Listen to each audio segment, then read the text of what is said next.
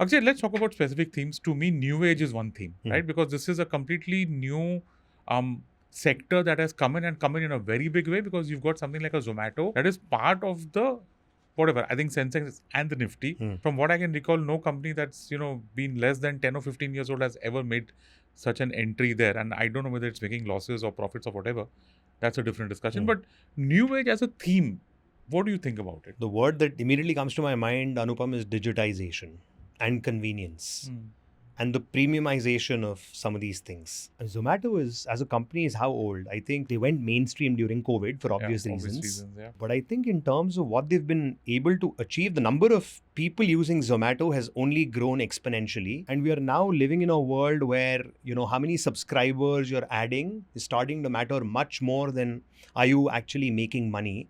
Because eventually people think if things come to pass, you will end up with some profits. But until that happens, I think it's just about, are you adding enough subscribers on a month-to-month basis? And given how much the average Indian has been used to, just this aspect of convenience, I think the story is here to stay. Yeah. Do you guys have coverage? Zomato, no, we don't. Yeah, but as a space is something that you're watching. We're watching it very closely. The thing is that I'm just, there are disruption themes in the market that are very fascinating. You look at age-old franchises like maybe an Asian Paints, again getting disrupted by newer players.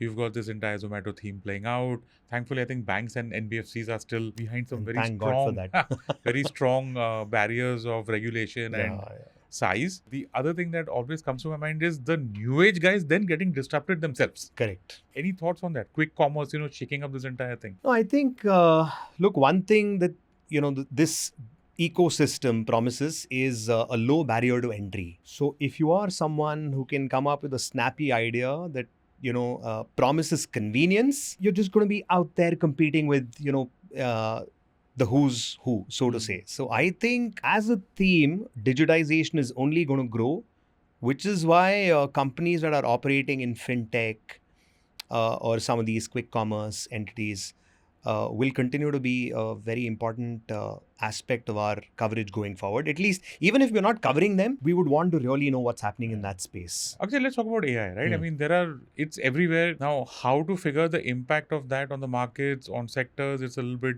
dicey. But for our audience out there, how do you think AI can help them? I would think of AI as a facilitator, not as a replacement.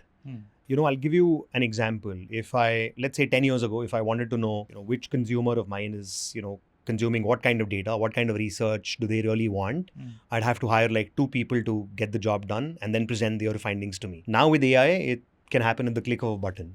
So in terms of making the whole process more seamless, faster, that's where I think AI can be most leveraged. Is it going to replace humans entirely like it was shown in the Terminator movies? That's not going to happen.